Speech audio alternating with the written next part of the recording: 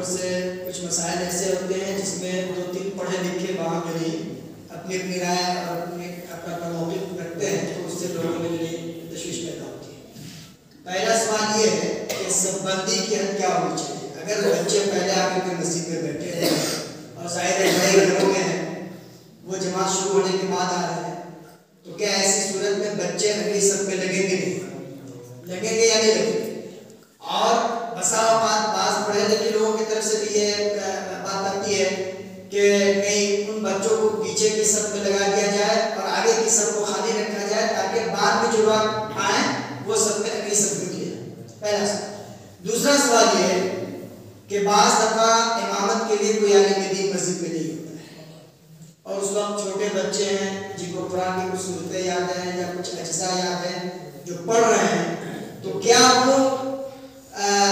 جماعت کی امامت کر سکتے ہیں کہ نہیں، وہ لوگوں کی امامت کر سکتے ہیں کہ نہیں، اور ان کے پیچھے نماز اگر کوئی کراہیت کے ساتھ پڑھے تو اس کا کیا حکم ہے؟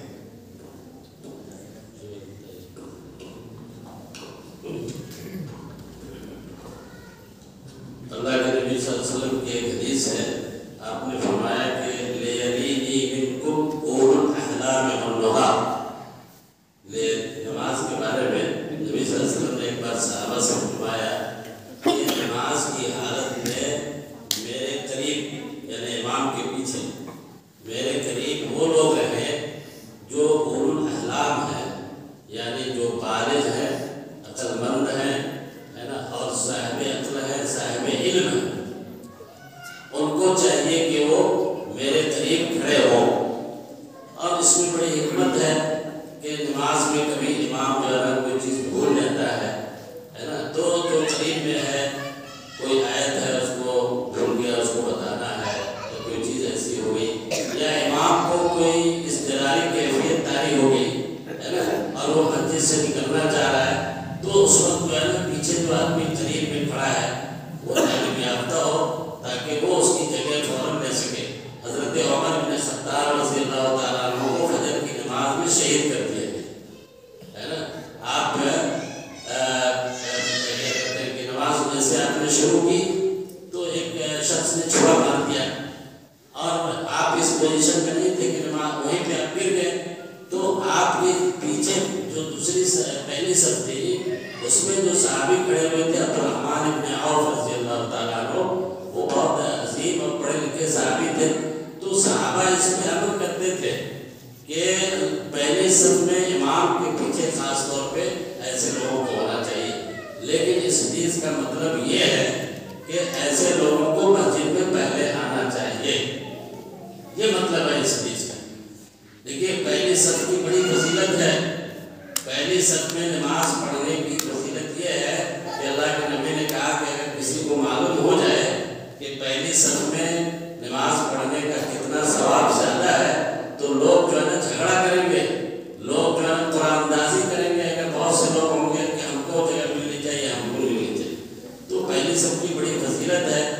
اور اس فضیلت کو اس شخص کو دیا جائے گا جو پہلے مسجد میں آئے گا۔ اگر سوال ان کا یہی تھا کہ اگر کوئی بچہ ہے وہ پہلے مسجد میں آ گیا، جماعت شروع ہونے کے وقت وہ اس جگہ پہ ہے، موجود ہے، پہلے سے بیٹھا ہوا ہے، تو آپ اس کو اس کے ثواب سے محروم کرنے کا آپ کو کوئی حق نہیں۔ اگر آپ کو وہ جگہ لینی ہے تو آپ کو پہلے آنا ہوگا۔ تو گویا کہ چاہے وہ کوئی بھی انسان، بچہ ہو یا بڑا ہو یا بوڑھا ہو،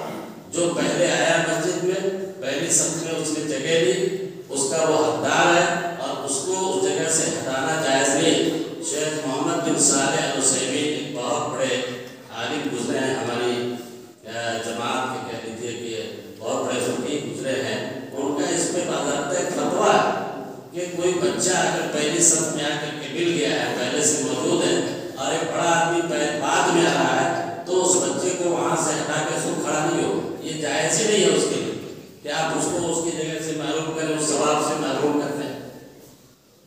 تو اس لیے اس کا خیال ہونا چاہیے کہ جو بڑے لکھے لوگ ہیں، بڑے لوگ ہیں، پہلے آئیں اور امام کے پیچھے کھڑے ہوں۔ اور اگر نہیں ہے ایسا، کوئی ان پڑھ آدمی یا بچہ آدمی کھڑا ہوگا تو آپ اس کو نہیں ہٹا سکتے، شرعی طور پہ ایسا کرنا درست نہیں۔ دوسری بات جو تھی امامت کی، تو ظاہر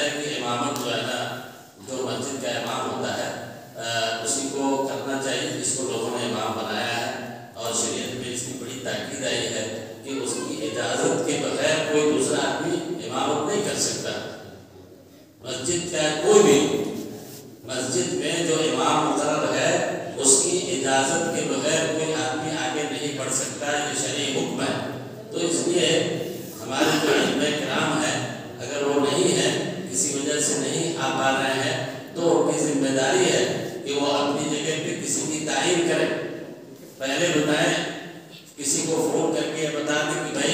میں فجر کی نماز میں نہیں آؤں گا، اس لیے آپ امامت کرو۔ ظاہر ہے کہ وہ تعین کریں گے تو مناسب آدمی کی تعین کریں گے جو امامت کر سکتا ہے۔ لیکن اگر ایسا بھی ممکن نہیں ہے اور مسجد میں جتنے لوگ موجود ہیں انہیں میں سے کسی کو امامت کرنی ہے، تو اس صورت میں اس حدیث پہ عمل کیا جائے گا جس میں نبی کریم صلی اللہ علیہ وسلم نے صحابہ کی ایک نوجوان جماعت کو یہ کہا تھا کہ تم میں سے جو قرآن کا زیادہ حافظ ہو وہ جو ہے نا امامت کرائے۔ قرآن جس کو زیادہ یاد ہو وہ جو ہے اقرأ، اور ایک روایت میں احفظ ہو ہے نا، وہ امامت کرائے۔ تو یہ دیکھ لیا جائے کہ اس وقت جب امام نہیں ہے، کسی کو اس نے امام بنایا نہیں امام صاحب نے، تو جو لوگ موجود ہیں ان میں قرآن کا جو زیادہ حافظ ہے اس کو ہم لوگ کو چاہیے کہ امامت کے لیے آگے بڑھائیں۔ شیخ ایک سوال ہے، کوئی بچہ اگر پڑھا دیتا ہے اور لوگ یہ کہتے ہیں کہ بچہ پڑھا رہا ہے اس وجہ سے نہیں، یہ غلط ہے۔ بچہ تو نماز کی امامت کر سکتا ہے چاہے وہ جتنا چھوٹا کیوں نہیں ہے نا۔ عبد الرحمان عمر بن سلمہ، مجھے ٹھیک سے نام یاد نہیں آ رہا ہے، وہ صحابی ہے۔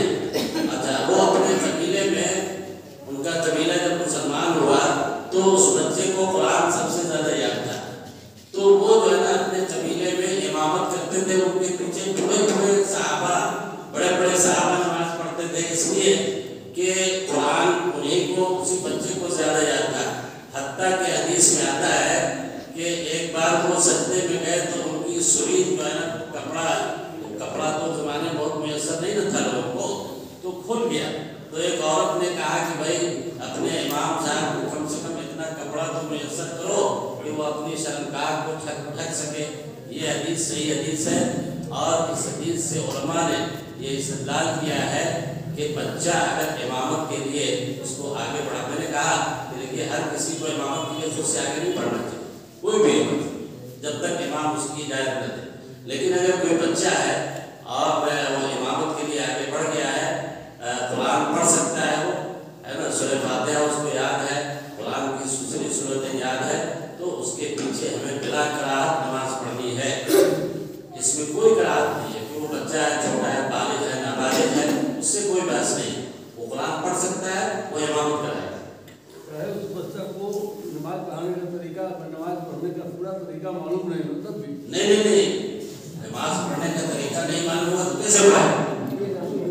ہم تو پوچھ رہے ہیں، بہت سے بچے کہ نماز پڑھنے کے لیے آیا، نماز پڑھ کے بعد سوال جو کرنا چاہ رہے ہیں وہ یہ کہ ایک بڑا اور ایک بچہ ہے، جو بڑا ہے وہ نماز پڑھنے کا زیادہ طریقہ ہے، چھوٹا بچہ ہے گرچہ اس کو قرآن زیادہ یاد ہے لیکن نماز کا طریقہ ٹھیک ہے وہ نہیں جانتا، یعنی کچھ بڑے آدمی سے کم جانتا ہے، تو ایسی صورت میں بچہ امامت کا زیادہ مستحق اور بڑا زیادہ مستحق۔ دیکھیے ساتھ بات جو ہے نا بہت کلیئر ہونی چاہیے کہ وہ بچہ نماز کا طریقہ جانتا ہے یا نہیں جانتا، کم جانتا ہے زیادہ جانتا ہے کی بات نہیں۔ اگر وہ بچہ نماز پڑھنے کا یا پڑھانے کا طریقہ اس کو نہیں معلوم ہے تو ظاہر ہے کہ وہ نماز نہیں پڑھائے گا، وہ نماز نہیں پڑھائے گا، بلکہ اس شخص کو امامت کے لیے آگے بڑھایا جائے گا جو نماز کا طریقہ جانتا ہو، چاہے اس کو قرآن کم یاد ہو۔ اس لیے کہ نماز کو ہمیں بھی نے آپ کو بتایا کہ سلو کما رأیتمونی اصلی، نماز کو ہمیں اس طرح پڑھنا ہے جیسے نبی صلی اللہ علیہ وسلم پڑھتے ہیں۔ ایک آدمی جو نماز کا طریقہ ہی نہیں معلوم ہے کہ کیسے جو ہے نا رفع الیدین کرنا ہے، کہاں ہاتھ باندھنا ہے، کیسے سجدے میں جانا ہے، سجدے کے بیچ میں کتنی دیر بیٹھنا ہے، یہ سارے طریقے اگر نہیں معلوم ہے تو پھر تو نماز کے ارکان بھی فوت ہو جائیں گے نا۔ نماز میں قیام ہے، قعود ہے، دعائیں ہیں، یہ ساری چیزیں اگر نہیں جانتا ہے تو وہ نماز نہیں پڑھائے گا۔ اس کے مقابل میں اس کو آگے بڑھایا جائے گا جو نماز کے طریقے کو، ارکان کو، شروع کو، ان چیزوں کو سے اس کو کم یاد ہو، اس لیے کہ اس کو مقدم کرنا ہے ہمیں نماز کے طریقے۔ شیخ ایک سوال ہے، ہاں ایک سوال یہ ہے کہ مان لیا کہ ایک عالم ہے لیکن ان کو یہ ذمہ داری نہیں دی گئی ہے کہ امامت کی ذمہ داری نہیں دی گئی ہے، نماز پڑھانے کی ذمہ داری نہیں دی گئی ہے، لیکن عین وقت پر زمان نماز کے ٹائم میں عالم کھڑے ہوئے آ گئے، وہ خود جانتے ہیں کہ دوسرے آدمی نماز پڑھانے کے لائق یعنی ہم سے کمتر جانتے ہیں، صحیح سے قرآن بھی نہیں آتا ہے، اس کے باوجود وہ کم پڑھے لکھے آدمی کو یا کم جن کو قرآن اچھے سے نہیں معلوم ان کو کہتے ہیں نماز پڑھانے کے لیے کیسا ہے؟ دیکھیے میں نے تو ایک بنیادی بات یہ بتائی کہ ہر مسجد کا ایک امام ہوتا ہے، ٹھیک ہے، امام کی اجازت کے بغیر کسی کو امامت کرنے کا کوئی حق نہیں۔ مسجد میں امام ہے، امام نہیں رکھتے ہیں، اب آپ آتے ہیں اس کی طرف کی کوئی امام نہیں ہے، باہر جائیے گا نہیں کوئی امام نہیں ہے مسجد میں، امام نہیں ہے مسجد میں، تو میں نے یہ بتایا کہ اگر مسجد میں جتنے لوگ ہیں، مسجد میں جتنے لوگ ہیں ان میں دیکھا جائے گا اور حدیث کے مطابق جو ہے نا عمل کیا جائے گا۔ میں نے حدیث پڑھ کے سنائی آپ کو بخاری کی کہ اللہ کے نبی نے صحابہ کی ایک جماعت تھی نوجوانوں کی، تو ان کے بارے میں آپ نے یہ کہا تھا کہ تم میں سے جو قرآن کا زیادہ عالم ہو، حافظ ہو، وہ قرآن کو جو ہے نا امامت کرائے گا۔ تو اس کے خلاف جو ہے نا نہیں ہونا چاہیے، ظاہر ہے ہمارا عمل حدیث پہ ہونا چاہیے۔ اس سوال اس جواب کی روشنی میں آپ سمجھ سکتے ہیں کہ اگر کوئی عالم ہے وہ خود نہ پڑھا کر کے کسی دوسرے کو پڑھا رہا ہے جو اس سے اس کے مقابل میں نماز کی کیفیات کو نہیں جانتا ہے، تو یہ صحیح نہیں ہے۔ اس عالم کو چاہیے کہ وہ خود آگے بڑھ کر کے امامت کرائے اگر امام نہیں ہے تو، لیکن اگر امام مسجد کا ہے اگرچہ وہ کب جانتا ہے اس عالم سے، تو اسی امام کو نماز پڑھانا اور اسی کے پیچھے ہم لوگوں کو نماز پڑھانی۔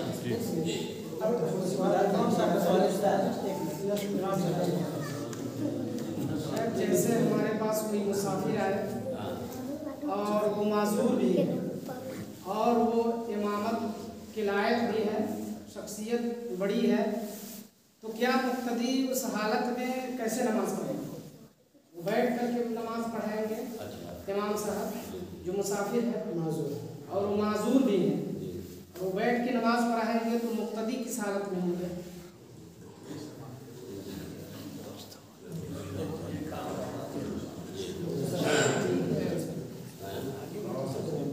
جی کیا کہتے ہیں کہ اگر کوئی شخص معذور ہے، جیسے شیخ نے کہا کہ اور اس کو امام نے اجازت دے دیا، امام نے اس کو آگے بڑھا دیا۔ دیکھیے میں بار بار اس بات کو اس لیے دوہرا رہا ہوں کہ امام کی اجازت کے بغیر کوئی نماز پڑھاتا ہے وہ صحیح نہیں۔ اگر اس معذور آدمی کو کسی نے امامت کے لیے آگے بڑھا دیا اور وہ بیٹھ کے نماز پڑھ رہا ہے تو اس کے پیچھے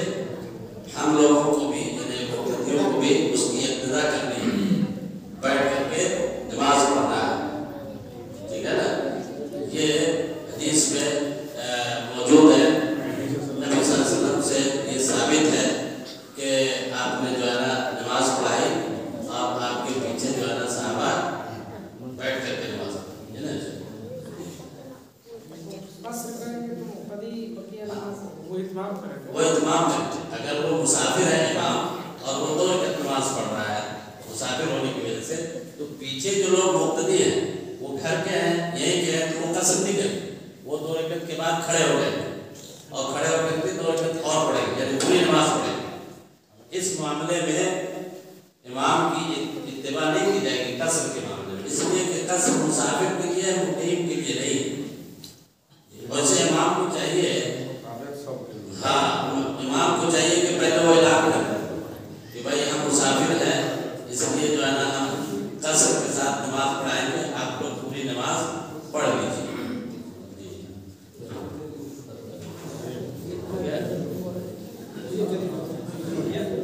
ابھی ہمارے عزیز نے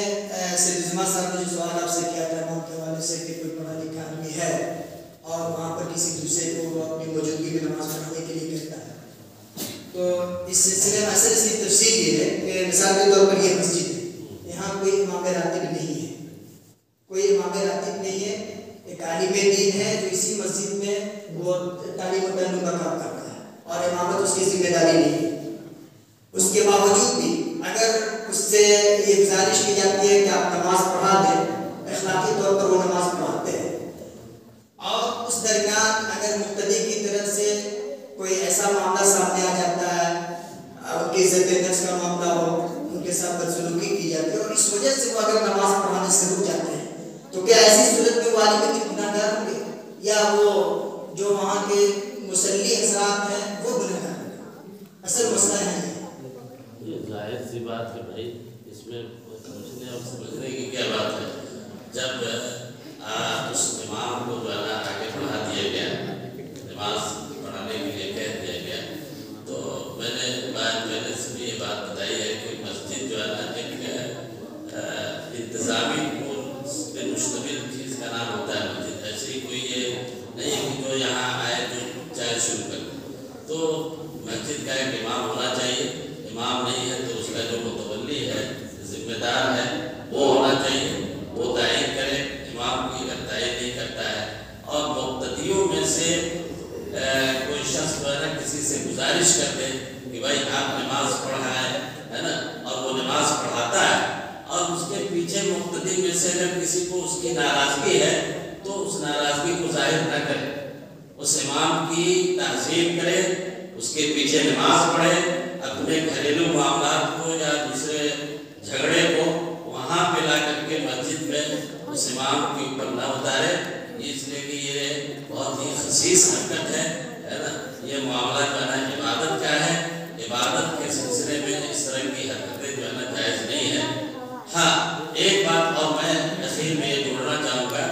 कि ऐसा शख्स जिसको लोग इमाम होना पसंद नहीं करते, जिसके पीछे लोग से मुराद यानी अक्सरियत, लोग से मुराद एक तो नहीं, लोग से मुराद एक अक्सरियत मस्जिद की ऐसी है कि उसके पीछे नमाज पढ़ना पसंद नहीं करती, तो ऐसे शख्स के बारे में हदीस है कि अगर मन अम्मा कौमन वहुम लहू कारिहुन, इमाम तिर्मिज़ी ने अपनी किताब में एक बाब बनाया और उसमें एक हदीस नकल की है इसी अल्फाज के साथ कि अगर कोई शख्स ऐसे लोगों की इमामत करने के लिए खड़ा हो जाए जो लोग उसको पसंद नहीं करते हो, तो ऐसा इंसान जो है ना उसके लिए बड़ी वहीद आई है। तो इसलिए ऐसे शख्स को खुद जो है ना इससे अलग रहना चाहिए। लेकिन ये उस वक्त होगा जबकि अक्सरियत लोगों की उसको पसंद है। एक दो आदमी अपने निजी मामले की वजह से किसी इमाम से अगर